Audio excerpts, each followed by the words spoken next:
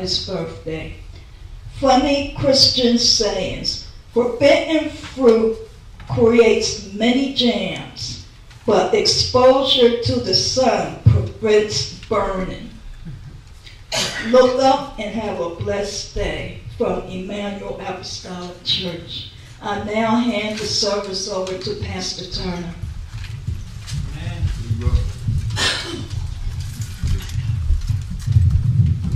Praise the Lord, everybody. Praise the Lord. I need thee. Oh, I need thee every hour. I need thee. Oh, bless me now, my Savior. I come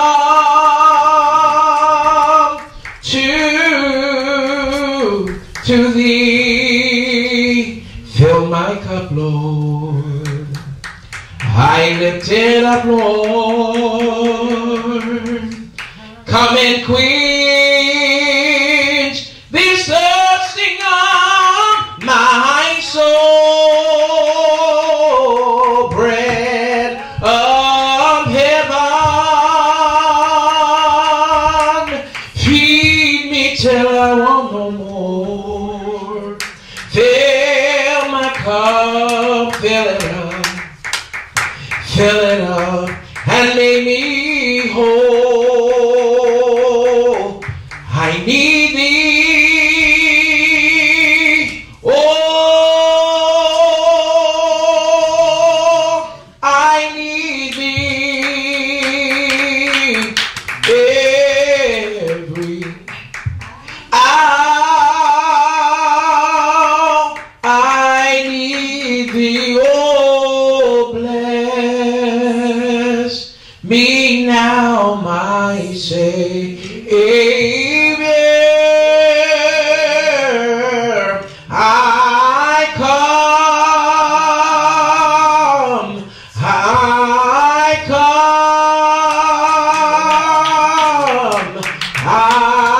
come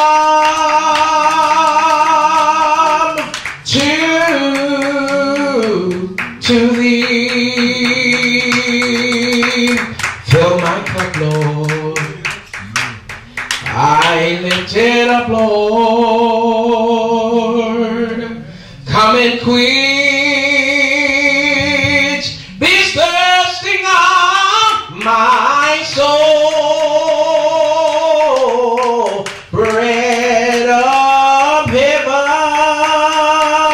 heaven, feed me till I want no more. Fill my cup, fill it up, and make me whole. Amen.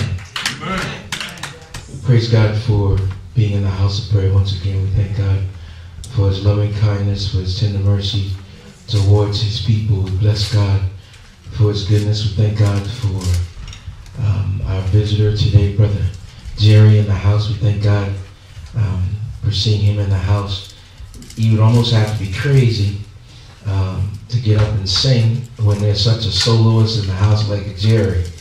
That brother has probably one of the sweetest voices in Charleston. But we thank God for his presence with us here today.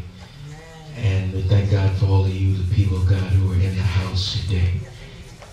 We sing that song because it goes with our message for today. And our message is going to come from 2 Corinthians chapter 12. And our sermonic text will come from 2 Corinthians chapter 12, verse 10. And then we'll go to Matthew and then the book of Revelation. But I'll give you those as we get there. When you're at 2 Corinthians chapter 12, starting with verse 1, please signify by saying amen. Amen.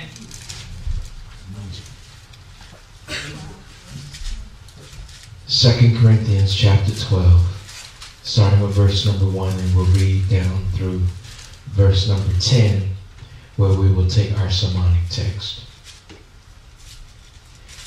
2 Corinthians chapter 12, verse 1 says, "It is not expedient for me, doubtless, to glory. I will come to visions and revelations of the Lord. I knew a man in Christ above 14 years ago, whether in the body I cannot tell, or whether out of the body I cannot tell. God knoweth, such an one caught up to the third heaven. And I knew such a man, whether in the body or out of the body I cannot tell.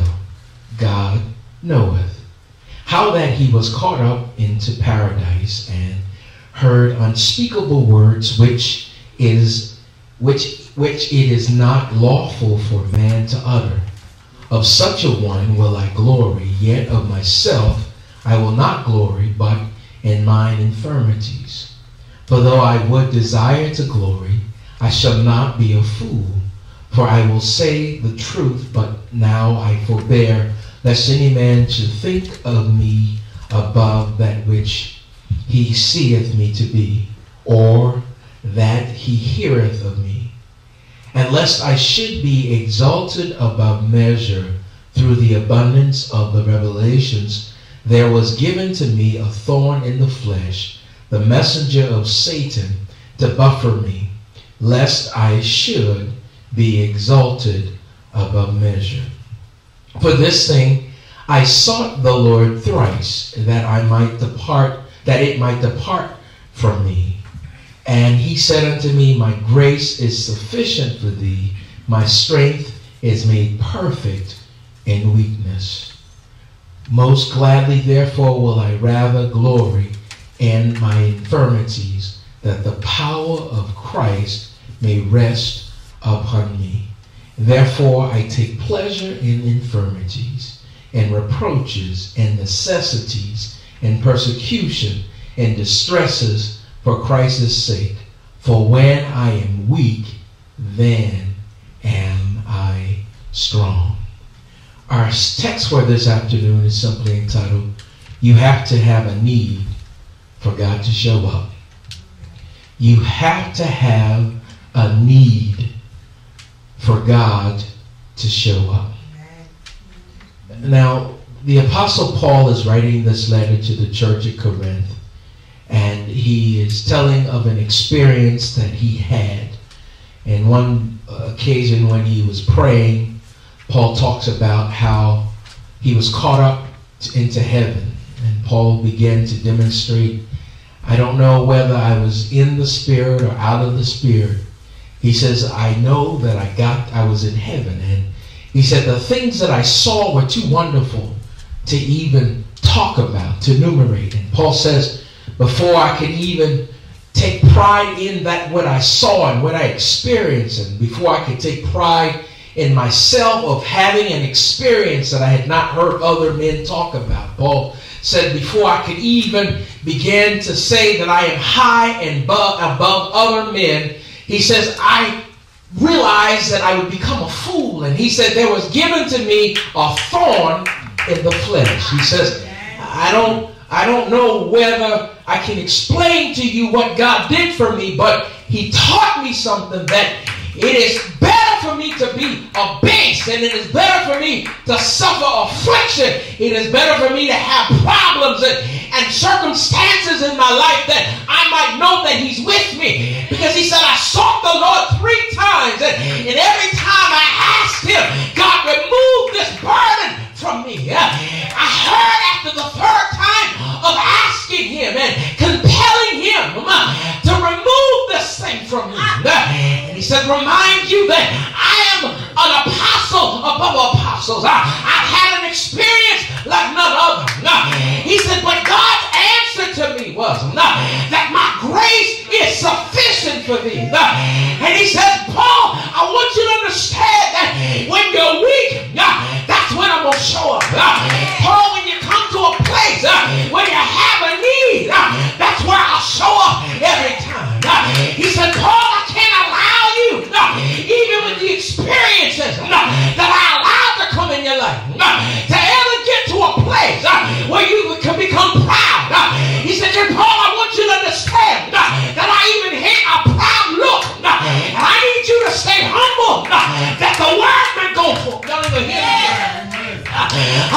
got to have a need for God to show up. We live in a society today where nobody wants anybody to see them as having failures. Nobody wants to be judged or even corrected because we feel that I got to keep everything covered. I can't let the church know I'm hurting. I can't let my family know I'm hurting. I can't let the church know I have a need. I can't let my family know I have a need. I got to smile. I got to fake it till I make it. I got to pretend all is well when I'm about to lose my mind. But what God wants you to understand, you have to have a need before He can show up. Because what you got to understand is you got to be able to come to the altar and say, Lord, fill my cup. Y'all gonna have to hear me here.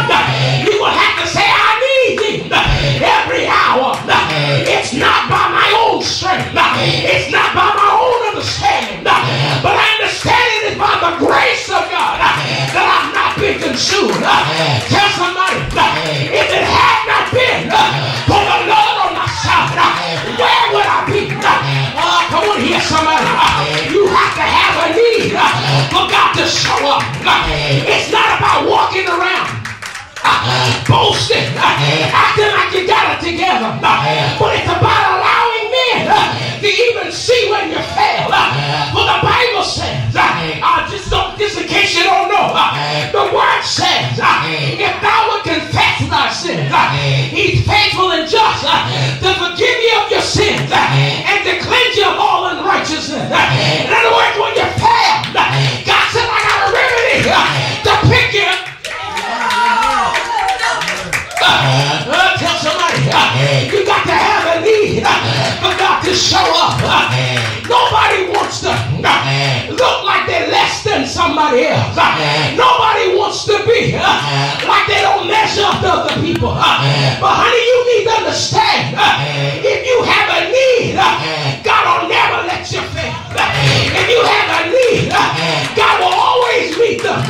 But your problem is, when you walk around with pride, when you walk around with it, I can do it myself, God steps back and lets you do it yourself. I'm so glad I got a Savior who's always on my side. I'm so glad I got a Savior who will pick me up when I fall. I'm so glad I have a Savior who will heal me when I'm sick.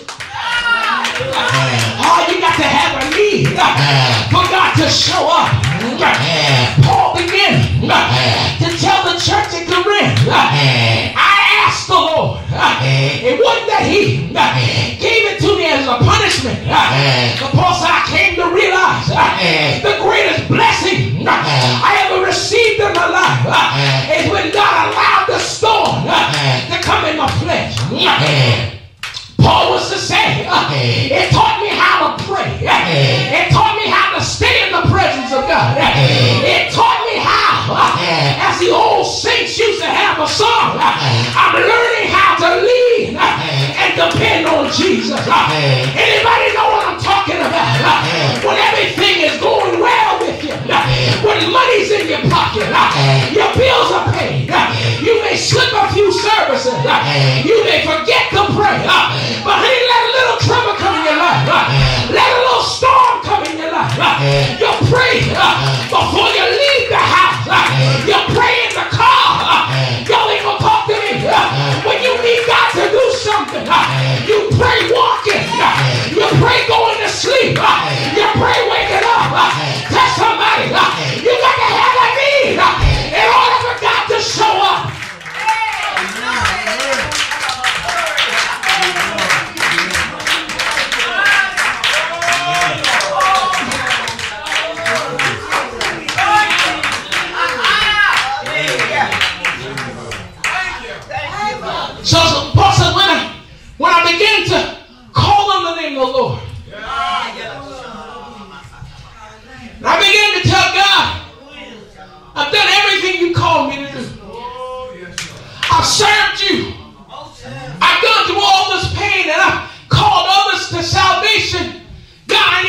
show up.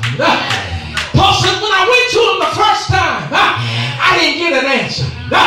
When I went to him the second time, I didn't get an answer. He said, but I didn't grow discouraged in that. Somebody said, well, preacher, where you get that from in the Bible? He had to go back a third time, but the Bible said when he went, he sought the Lord thrice, 3 times.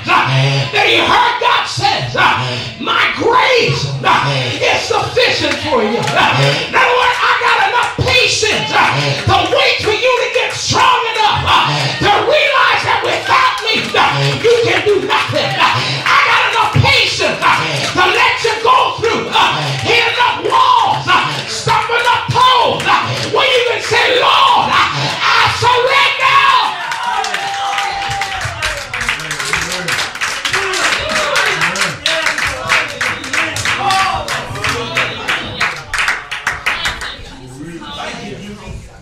Paul says 2 Corinthians chapter 12 verse 9, he says, and my answer that I heard from God.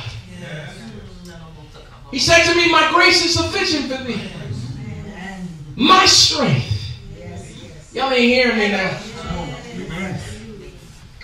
We've gotten so proud of our accomplishments.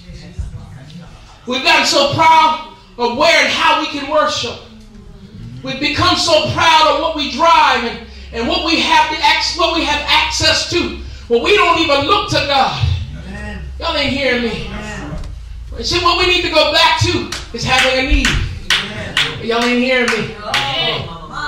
Somebody asked me, why were the saints they seemed more dedicated or seemed more powerful when we were going through such struggles? And like I told y'all in Bible study, when somebody asks me a question, I go asking God, why is this? What's going on?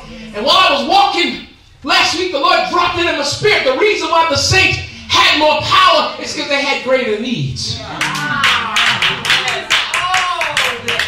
The reason why the saints enjoyed going to church is because they were in more persecution. And I don't mean that people were coming against them, but the fact that they didn't know where the next meal was going to come from.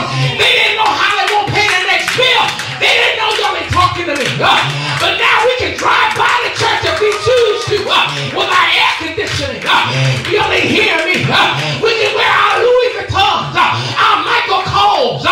We can wear anything we want to wear and look like everybody else. But those saints wore the same dress Sunday after Sunday. Oh, you ain't gonna talk to me. They wore the same suit for morning service and night service because they worship. Y'all ain't gonna hear me here. Those sisters will wear runny stockings and put them on again next Sunday because they felt it was better to come to church with runny stockings than bare legs. Y'all ain't talking to me. It was because they had a need and they needed God to do something for them that man couldn't do. They had a need that nobody else could do. The preacher couldn't do it. They came looking to God, who was the author and finisher of their faith. But watch this. Watch this. Watch this. God told Paul, he said, my grace is sufficient for thee. My strength. Hey, see, somebody, you mess it up because you want people to see your strength. But God told Paul, he said, my strength is made perfect in your weakness. When you get to a place of need, when you get to a place where you know you can't keep yourself, when you know you get to the place you can't provide for yourself, God said that's when you see how strong I am. Just when you're about to fail, God said I'll make a way of escape. Just when you're about to give up, God said I'll give you strength out of nowhere. Just when you're about to lose your mind, God said I'll give you peace that surpasses all understanding. Just when you're about to go ahead and choose a grave plot, God said I'll give you life and life more abundantly.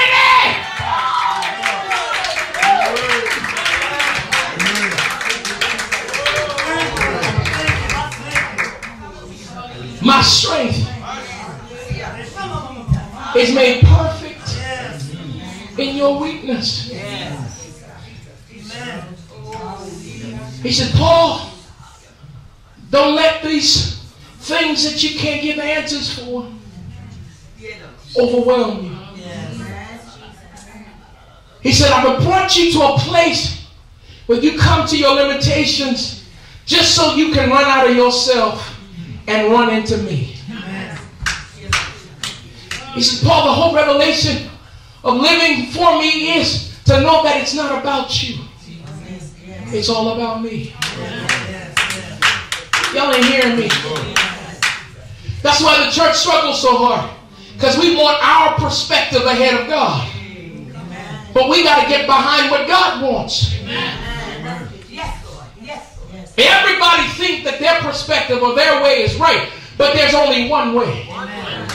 And what God's trying to tell the church is that y'all too full of pride. Y'all want people to see your excellence. Y'all want people to hear how well you got it together. You want people to hear your voice above everybody else's voice. You want people to see your sacrifices and your services above everybody else. But he said, wait a second here. If it wasn't for what I did on Calvary, none of you would be sitting here. It is not by works that any man should come in here and here. So God said, you want to show them anything, show them the blood. Show them how I loved them when they were sinners, how I died for them, that they can come into this place and worship me, that they can come into this place and call my name.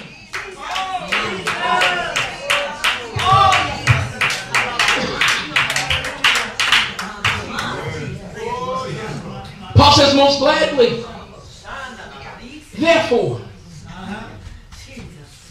he said, I ain't going to mess with this no more. He said, I have the example of greatness. And I have the example of being in need. And he said, when I compare the two, I'll accept having the need over being self-sufficient. He said, most gladly then. Tell somebody most gladly. Now, wait a second. Let me give you a clause. Don't say this if you ain't ready for it.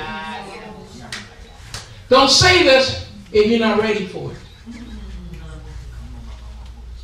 Because it'll go from your lips to God's ears. Don't say this if you ain't ready for it. Paul says, most gladly, therefore, will I rather glory in my infirmities.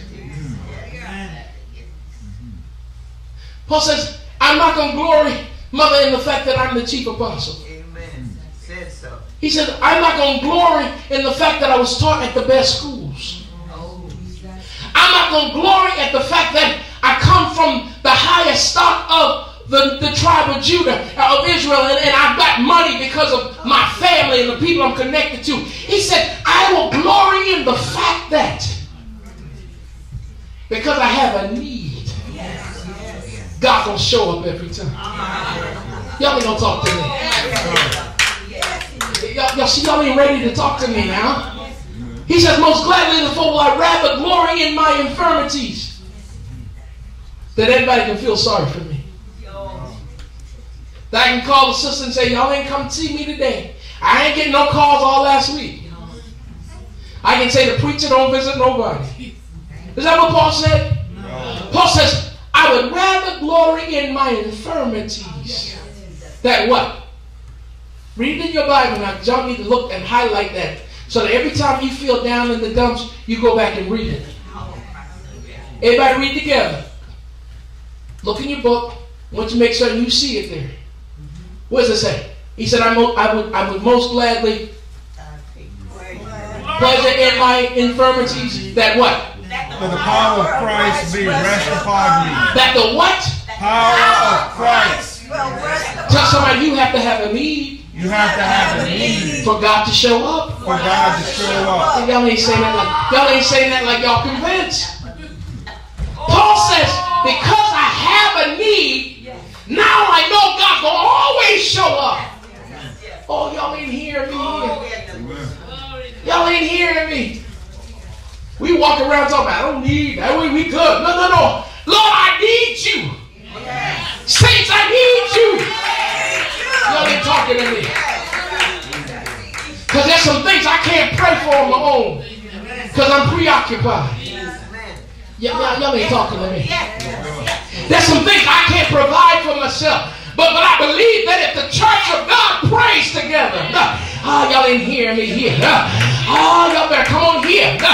Tell somebody you have to have a need. Okay, we're going to have to break the spirit. We're going to have to break the spirit. First, tell somebody it's okay to be needy. Tell somebody it's okay. It's okay to be needy. to be needy. Look here. Paul says, I most gladly glory in my infirmity, that the power of Christ may rest upon me. He said, my greatest anointing is when I have the greatest need. Because see, I'm not going to get in my own strength. I'm not going to get in my own stuff thinking I can do this on my own. He said, I got to depend totally on God. Oh, y'all ain't going to hear me here. I feel a preach echoing in my head. When you come to the place where you know you can't do it on your own, that's the best place to be.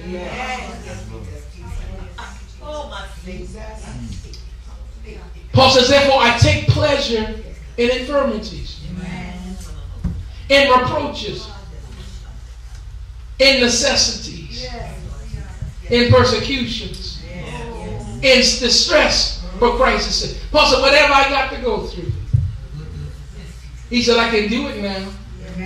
Because it's okay for me to look like I'm failing. It's okay for me to look like I'm going through one thing after another. It's okay for me to look like I'm always struggling. Because see, the church done told you you're supposed to be looking like you don't ever have a bad day. The church already told you that you're supposed to always look like you above and never beneath. That's a lie from the devil. Because every time men look at you, they need to see God sustaining you. Y'all ain't talking about it. Because when y'all look at people who y'all think doing too well, y'all go, well, just give them time. New broom sweep clean. Don't y'all say it? Yeah, y'all ain't talking to me. See, what I'm telling you is when you think somebody's doing something on their own strength, you think that they have a point where they're going to fail. But honey, I want them to see me struggling. Because I want you to see, like, how in the world that man make it day after day. How you make it week after week, dealing with all the stuff you're dealing with, and you still look like you're happy. Why? Because it is the Lord on my side. Tell somebody, you got to have a need in order for God to show up.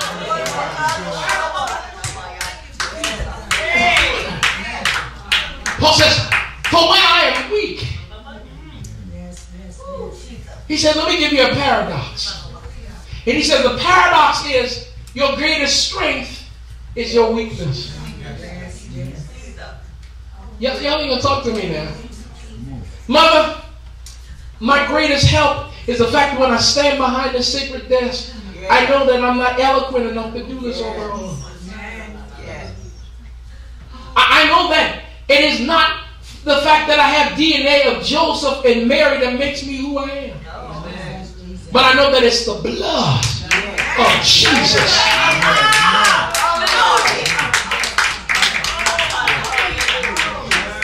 Y'all ain't gonna talk to me. Because the blood of Mary and the blood of Joseph, talking about my parents, not Jesus' parents, but my parents, make me arrogant, make me proud, make me a boaster, make me think that I'm self-sufficient. Y'all ain't gonna talk to me. But the blood of Jesus make me humble myself. The blood of Jesus, y'all ain't hearing me, makes me say, Lord, help me. I gotta say, who shall deliver me from this body of sin and death? But I thank God through Christ Jesus. Y'all ain't gonna talk to me.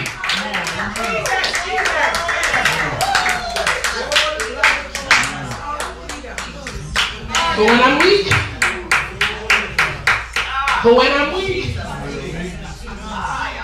then am I strong. And when I'm strong, we deceive ourselves. We look strong in public, and then we go home and get defeated in weakness. Honey, I am strongest when I'm at the end of myself, and I know God has got my back. I am strongest when I can go to bed at night and not have to sit up all night worrying about stuff. Y'all ain't hearing me. Y'all ain't hearing me here. I'm strongest when I'm in a place where I feel like I'm all by myself, because that's when I know the friend who sticks closer than any brother will show up. Y'all ain't gonna talk to me here.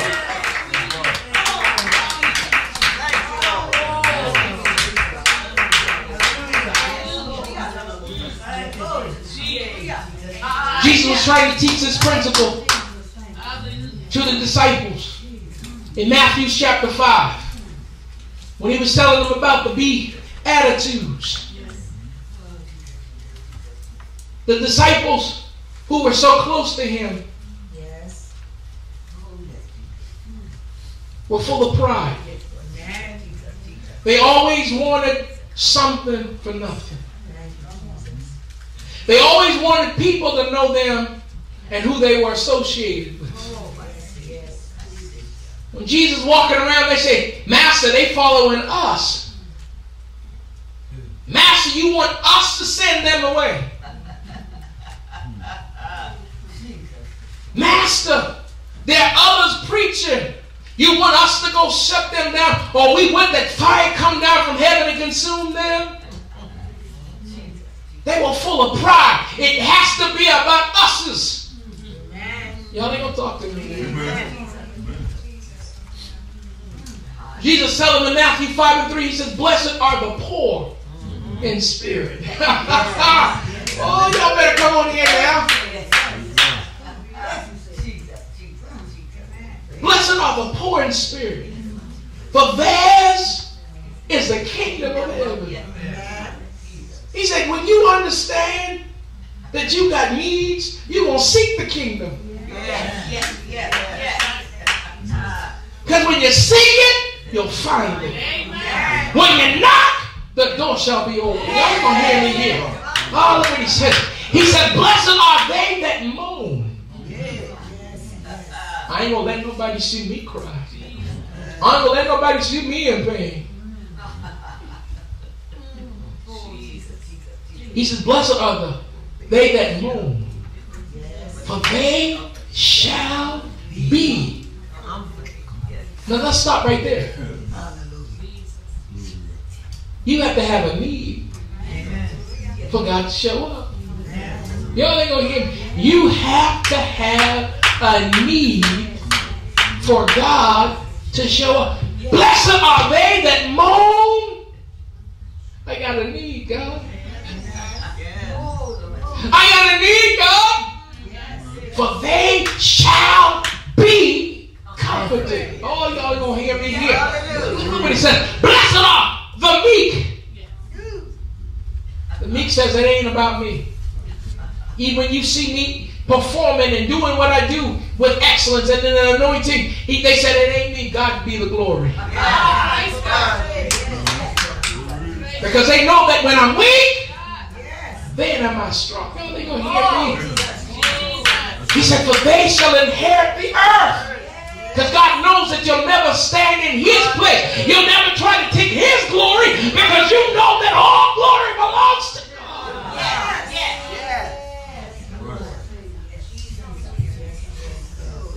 Blessed are they that do hunger and thirst after righteousness. You don't ever get to the place where you think you're so sanctified. You're so saved. He said you got to keep a hunger for more of it. Oh, y'all can hear me now? Blessed are they who do hunger and thirst after righteousness.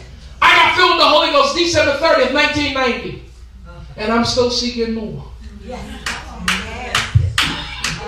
I'm not satisfied with what I got on the day that I got filled with the Holy Ghost. Somebody said, what are you talking about? That's all you need. You saved. I want to be more than just saved. You don't even want to talk to me. He says, blessed are they that hunger and thirst after power, after wealth, after fine cars, after big houses, after nice clothes. Y'all ain't talking to me. Y'all ain't talking to me. Because we ain't looking after righteousness. We ain't hungry for righteousness. We're not thirsting after righteousness. We want everybody to know our names. Amen? Amen. Come on here now. You let somebody call you out of a name that's not yours. I'm so-and-so. No, turn is fine. Somebody said to me, you won't let them call, you will not let them acknowledge you as elder or as pastor? And I pull out my driver's license. That says Carleton Bernard Turner. Ain't no title stamp on there. Demons don't care if I got a title on my name. Sickness and death don't care if I got a title on my name. Oh, but tell somebody, if I got the presence of God. So where the anointing of God is. Yeah, they gonna talk to me. Let's go into Revelation. Revelation chapter 3. I'm trying to finish, but it's not even, is it 1 o'clock yet? No, 2 minutes to. We got plenty of time. Wow. Go to Revelation chapter 3 for me. I'm not trying to weigh your patience, but I got to give this to you the way God gave it to me. Amen. Tell somebody I'm getting needier by the minute. Getting needier by the minute. Y'all ain't saying that like y'all live. Y'all saying what the preachers say. Y'all need to say it like your heart understands that I'm getting needier. I'm getting needier by the minute. By the minute. And see, this shattered me. Because in my household, my daddy taught us to be strong. Amen. You independent. You take care of yourself. Amen. This goes against my living, my conditions of life. God started dealing with me with this lesson this week. I'm like, what? You mean I got to go back to being needy? I was needy when I was 4. I was ready to go to school.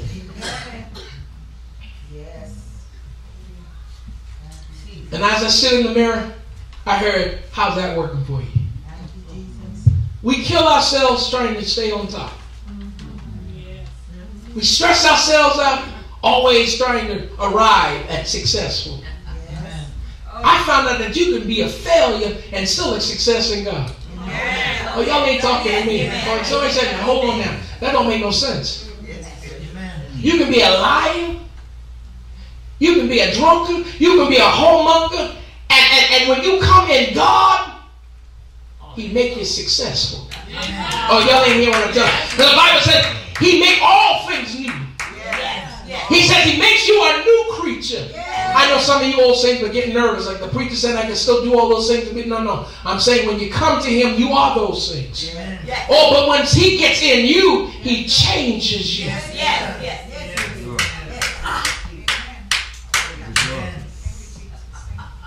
But watch this. Revelation chapter 3. Nobody get nervous. We're going to the last book. Chapter 3, starting with verse 14. God's writing to the church at Laodicea. He's writing to the pastor to give instructions to the church. And he says, unto the angel of the church of Laodicea write, these things saith the Amen, the faithful and true witness, the beginning of the creation of God. I know thy works. I know thy works. God says, I acknowledge the deeds that you do. I acknowledge your efforts. I heard somebody say once, being in the church or being a preacher or being a missionary, being a soloist is you have the only boss that will fire you and let you keep working. Y'all missing what I'm saying? When God get done with you, you can still come to church. Amen. You can still sing. You can still preach. You can still do all the things you've done. But there's no payment for it. Because he's withdrawing himself from you. Jesus. God acknowledges the church of Laodicea. He says, I acknowledge your works. Yes, yes. Look what he says. He says, I know thy works, that thou art neither cold or hot. He said, y'all don't have no passion. Amen. Y'all just going through the motion. Amen. He said, y'all ain't thirsting after it, and y'all ain't hungry for it. Y'all just doing it because it's what you've been doing. Yes. He said, I would that thou would be cold or hot. He said, if you were cold, I can help you get some fire. Y'all ain't hearing me. He said, if you were on fire, I could use you. But the fact that you just going through the motion, you wasting your time and mine. Look at here now. Look at here. I'm going to give it to you all the way God gave it to me. So then, because thou art lukewarm, and neither cold nor hot, I will spew thee out of my mouth. You make me sick. Glory to God. Jesus. Amen. My Lord. Jesus. That ain't the end of the story now. Y'all watch this. He says, because thou sayest, I am rich. Yes. You don't seek me like you used to because you have acquired some things. Yes. Oh, come on here now. Yes. You ain't thirsting and hungering after me because life is better for you now.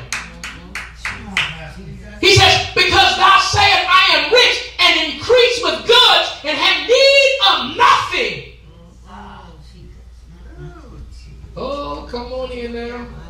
Yes. Tell somebody, you have to have a need for God to show up. For God to show up. He says, you say, I am rich. I have increased in goods. I have need of nothing. He says, and knowest not that thou art wretched. Why y'all keep getting ahead of me? I want these words to resonate. He says, while you can live in fantasy worlds and look and point to your possessions and your efforts, you don't even realize that your heart has changed. You don't even realize your heart has changed. Y'all ain't talking to me. He said, Pastor, what are you saying to me? We become a body of people. We become the church that don't care about the lost.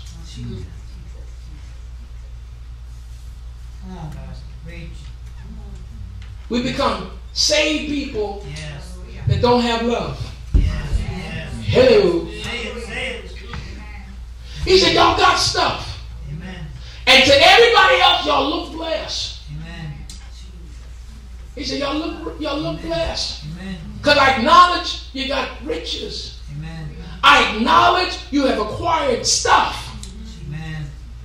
He said, but your heart has changed.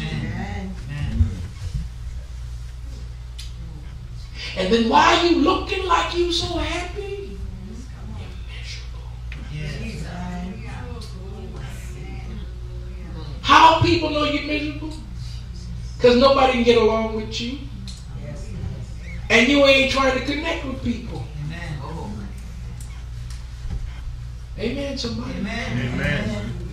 Love constrains us. Amen. The Bible says you can speak in tongues and have all these wonderful things, but the greatest of all these is charity, is love, is agape love, is that love without condition. Y'all ain't talking to me. Look what he says. Look what he says. He says, you can say, I'm rich and I have increased in my goods and have need of nothing. And knowest not thou art wretched and miserable. Now you got the world's possession, but God said you poor. Now, why would he tell me I'm poor when I got a nice bank account? Why would he tell me I'm poor when all my bills are paid?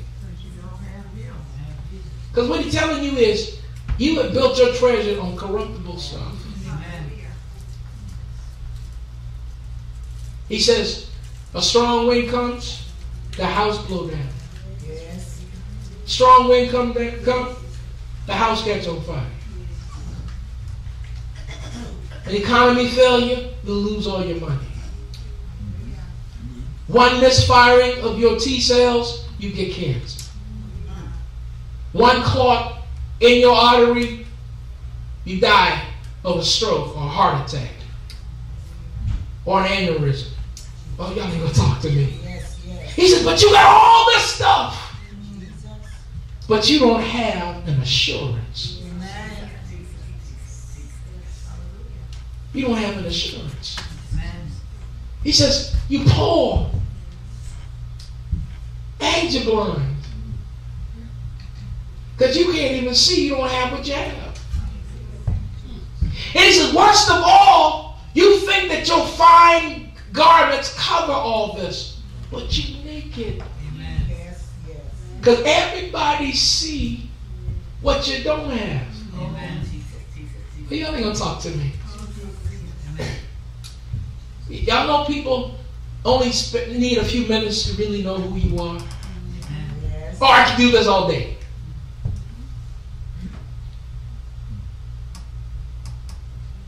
That doesn't mean I'm happy. I can do this all day. That doesn't mean I got anything. Amen, somebody? Amen. Because love Yes. will compel you to do something. Amen. The Holy Ghost, if it's in you, is going to bring life. Amen. Oh, y'all ain't going to talk to me. And see, y'all be real with me? Let me finish the text. Revelation 3:18 says, I counsel thee to buy of me gold tried in the fire.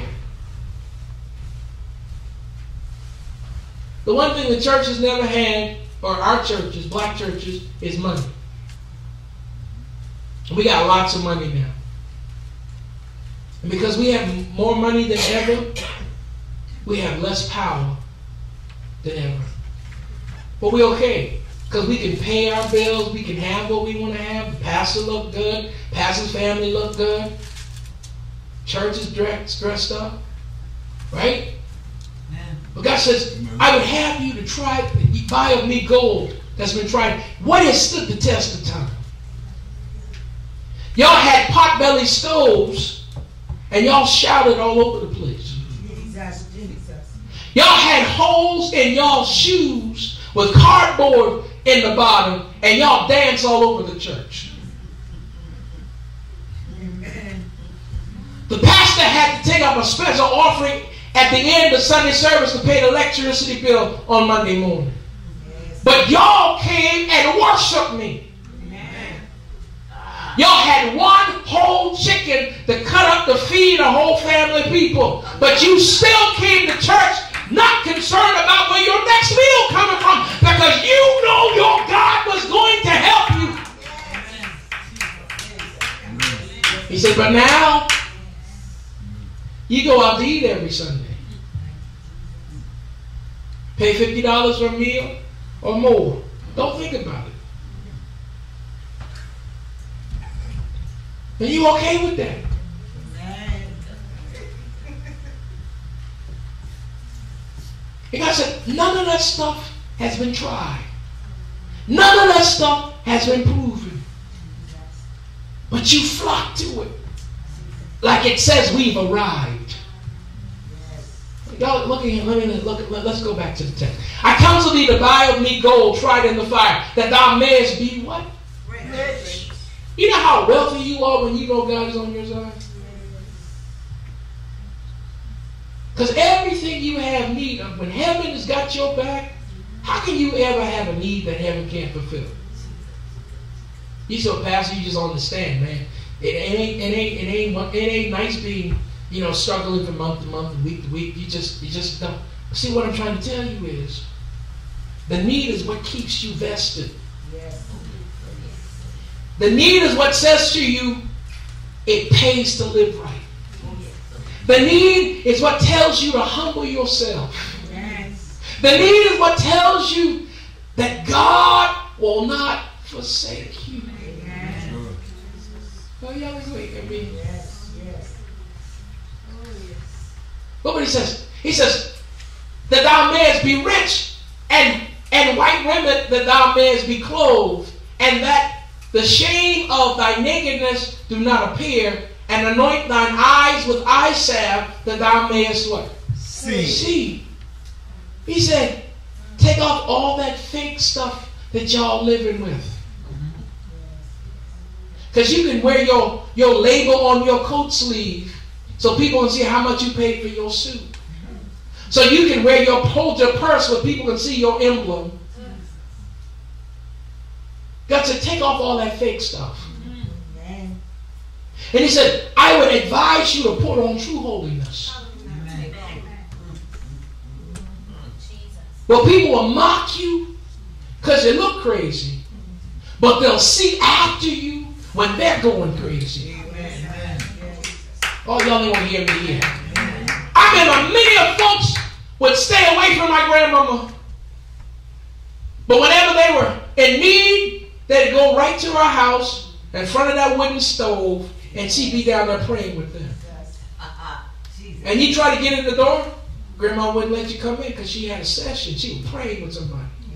Somebody was in there calling on Jesus. Otherwise, they didn't bother Miss Florence. Y'all ain't talking to me.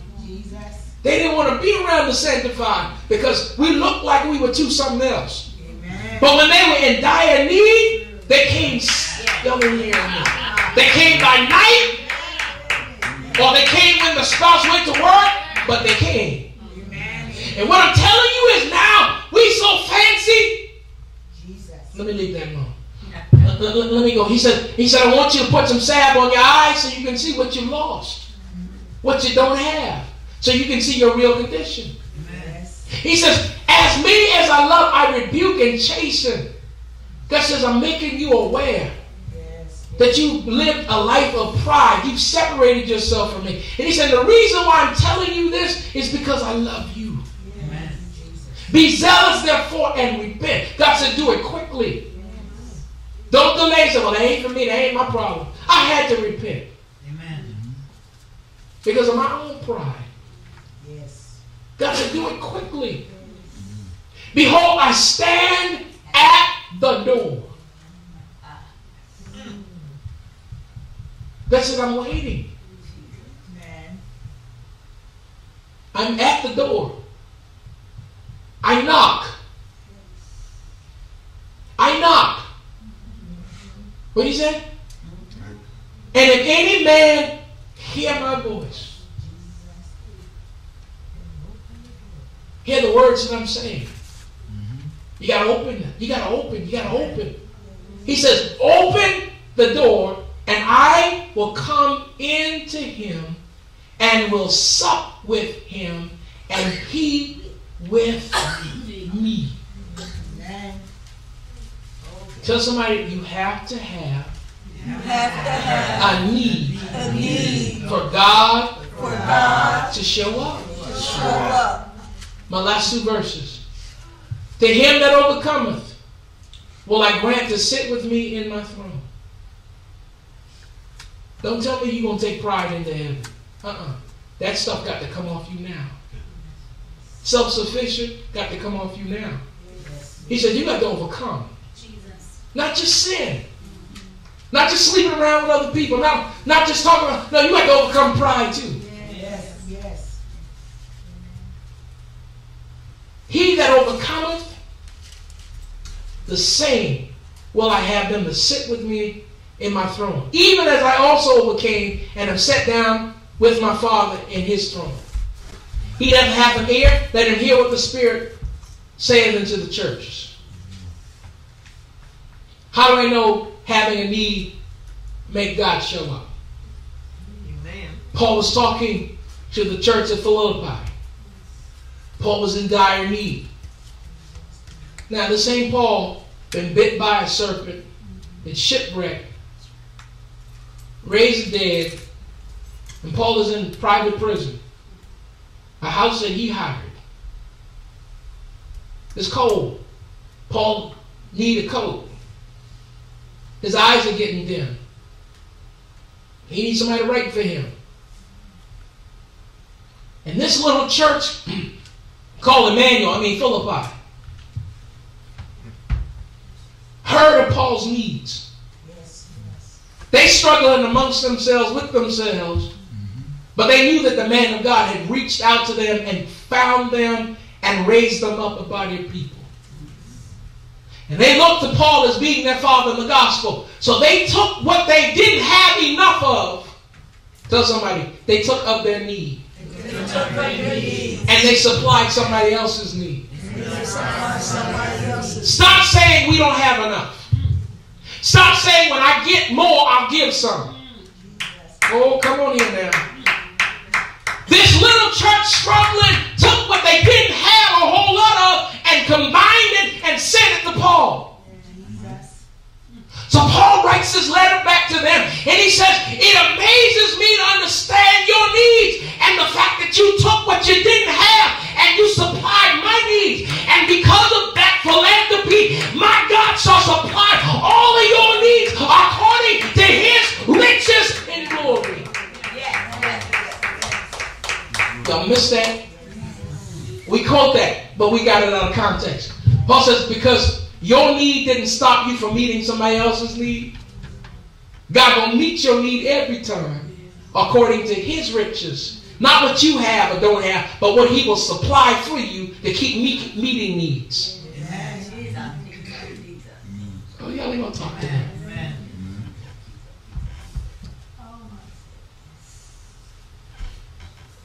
The disciples saying to Jesus, what shall we wear? What shall we eat? What shall we do? Jesus tells them in Matthew and also in Luke, in Matthew 6, you don't have to turn there. He says, the Gentiles seek what to wear, what to eat. He says, but your Father, your Heavenly Father, knows that you have need even before you ask. Amen. And because he knows, he gonna meet your needs. I'm telling somebody today, God knows your needs before you even get to your needs. And because of that, he already has an answer. Oh, y'all ain't gonna go there with me. In my conclusion, David says it this way. This poor man, David didn't say I'm the king. David didn't say this anointed man. David said this poor man was in need. This poor man was hurting.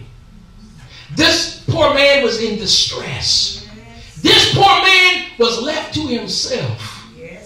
This poor man cried, and the Lord heard and delivered him out of all his troubles. Tell somebody, you have to have a need. For God to show up. For God to show up. Stand with me.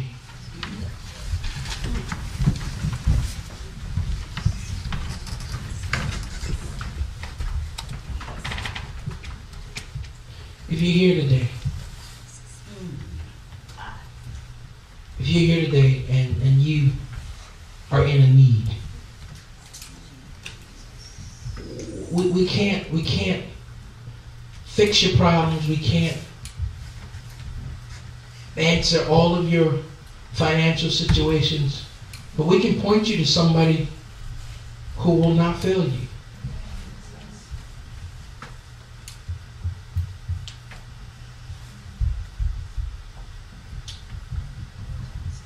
God just needs you to open the door. Pride will tell you, you good. You don't need nobody to know you're struggling right now. Pride will tell you, you don't have to go up there. Pride will tell you, you're wasting your time. But hunger and thirst will say to you, I see where I can get something right now, and I'm going for that right there. I'm going. I need this. I need God. I need Him right now. Because if He sees you making a move in His direction, He's not going to forsake you. The very things that you're struggling with is the need that God put in your life to get you to seek after Him. It took me week after week, month after month, dealing with something for me to finally realize that. Talking to my attorney on Friday. She didn't even know what she said.